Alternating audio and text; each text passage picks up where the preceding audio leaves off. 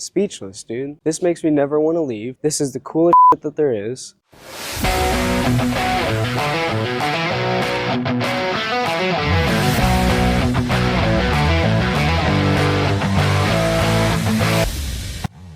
So let me break it down with the light. Milwaukee sponsor. This is the iconic experience back in the 60s, 70s. Big block muscle cars, big body. This thing looks like a brick specifically. Late 60s, early 70s muscle cars usually are a brick, but they have the style, the curves, everything you want. Character.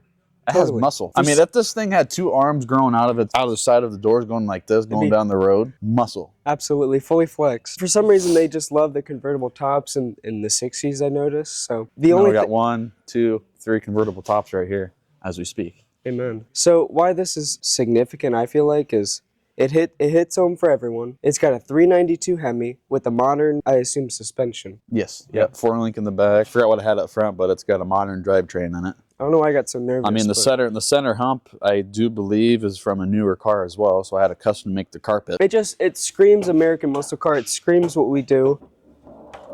Come on, dude. That ain't factory. What is the coolest thing about a modern Dodge? This.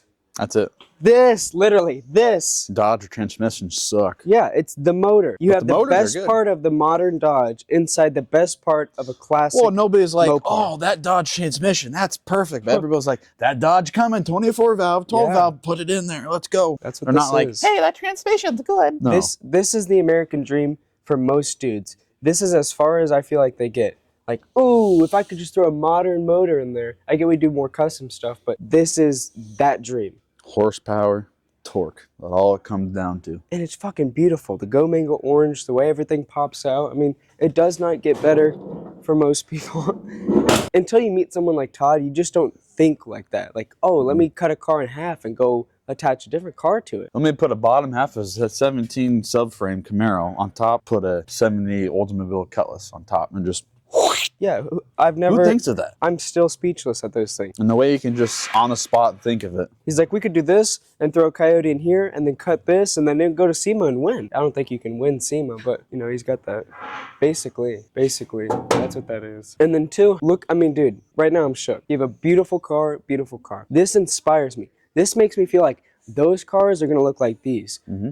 But when I look at this, I'm reminded, I love cars. This is why. Look how clean it is. If you ask people why they like the car they like, it's not because, oh, it just looks good. But if you ask them on a deeper level, it's more like, man, I love when you open up the door and you just climb in it and you start it up and you hear that engine roar. It's when you're going 68, 75, 70 down the highway and you listen to that engine roar and you look at the smiles and the little kids that look at you when you drive by. That's mostly what touches people if you ask them on a deeper level. I agree with that. The family experience, I mean, it just does something. You can't fake this. You can't get in the EV and get this experience. That'll be a hook. It's not just the body style and the paint and the color and, oh, it looks beautiful. It's what's underneath the hood that really matters. It's how it all comes together. I personally, speechless, dude. This makes me never want to leave. This is the coolest that there is. Johnny, what do you feel when you look at this? Number one, I feel like I'm in the right spot. If I'm able to touch these old classic cars that are from the 60s, 50s, 40s, 70s. I feel like I'm going back in time when I walk into a place like this, and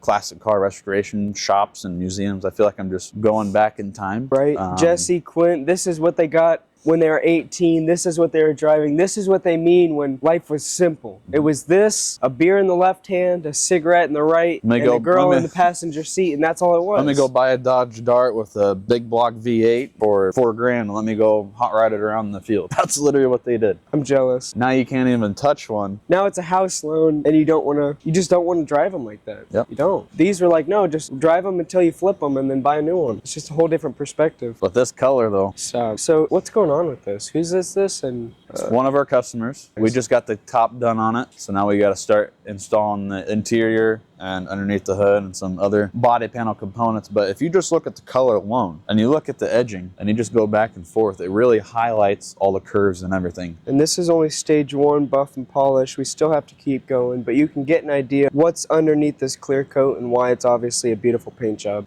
Do you know anything about this color or what was in it? Flake, if it has a name? 'Cause it looks like it's got something. It reminds flake. me of what I painted my truck with. Oh yeah. Like a candy brandy wine on top of black to make So it darkened real it? dark. Highlights all the edging, makes it all nice and bright. It's really a cool color. It's expensive, but You should bring that truck back. when it gets done. I love this. Just a standard restoration in terms of motor and interior. What else do you want to know? What screams muscle car concepts back here? The Challenger. So I feel like this one's got its own character, this own. It's got its own story for sure. Clint spent 1,000 hours plus working on it. A lot of welding, a lot of restructure, strengthening in the front gussets and in the firewall. Now for all this horsepower we're gonna put through it, granted, it's gonna get a Hellcat and it's gonna be pushing a lot of meat. So that's why we put all this structural here. So it looks like we had to beef up the transmission tunnel. We added some support structure in the front. Why is that? And we tubbed the rear. What's going on? He's gonna do some good with this. So it seems like the Boss Hog restoration. This is true muscle car right here. This is what Muscle Car Concepts is. I was just telling Megan, it's kind of wild. I talk so highly about the cars in the shop. We just got off the 68 Dodge Start and jumped over to the 74 Challenger, which is getting a Hellcat motor, bigger transmission, tubbed in the rear, frame support along the front clip basically. We basically helped rebuild the front clip to be stronger and able to handle the Hellcat motor. And then it's a unibody, so we added frame support on the underside. I keep thinking that's as good as it gets. And then I go on to the next project. Come on, look at this. What is this? Guys, this is a 70 Chevelle with more motor than it ever needs. I mean, it's gonna look beautiful. I think we're gonna get a paint job looking closer to the Impala that you guys saw up front. So you could imagine that red with the flake and the shine and the way it glistens on this 70 Chevelle. I mean, this is what people come to Muscle Car Concepts for, is these kind of restorations, the one-of-ones, the absolute dreams, the I want to feel like nobody has ever seen this car ever, and I am the only owner to ever experience something like this. That's what we do. We create dreams, we create moments, we create something that the family can cherish and live on forever. I mean, these things, once you restore them, it's another 40, 50 years when you do them correctly, and that's something that passes on from one generation to the next. So you're staring at a 70 Chevelle that's gonna move on and live on for another 40, 50 years. Well, this thing's already 55 years old. Another 50 years, this thing's gonna be 100 years old and ready for a restoration, which is pretty cool. Look at that, 74 Challenger body lines, just beautiful. 68 E-Type Jaguar. This just shows the fabrication work of the shop, the quality of the guys that work here. When I say everything's being replaced, everything, all this, the inner structure, the floorboards, the rockers. So what's interesting with these 68 E-Types is they build the car around the floorboards and the transmission tunnel. So it starts with this, the floorboards, and then they add on to it. And so when you're taking things apart to restore them in the fabrication stage, it's a little tedious when there's the way everything's layered is in a certain order, and it's kind of like you have to undo everything just to be able to slide the brand new pieces in there because of how these cars were built. That's why you have so much frame and bracing on the inside, because a lot of the structure was taken out temporarily as we fixed things. Thankfully, Mike is as good as they get, it seems like, an amazing fabrication artist. Right now what he's doing is, since he just did so much structural work, he wants to see right now in this stage how everything's going to start lining up. That way we don't get to paint and body and realize, hey, something in the metal stages was off. So as you can see, these body lines look pretty good,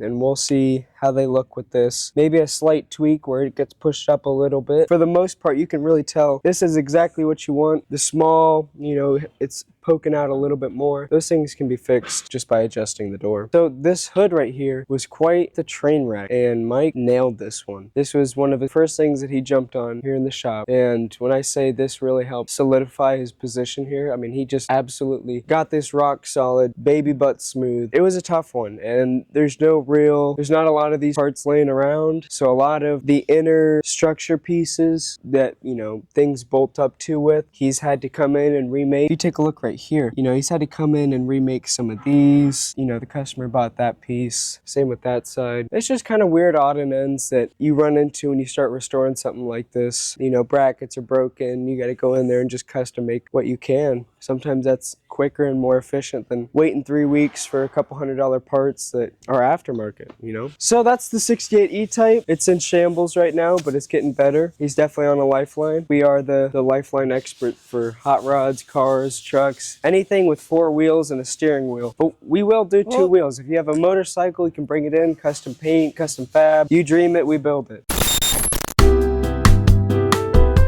We're live with Muscle Car Concepts, Channel 6 News. We were gonna have Todd on a green screen pointing at the weather. It's gonna be 68 in Dodge Dart.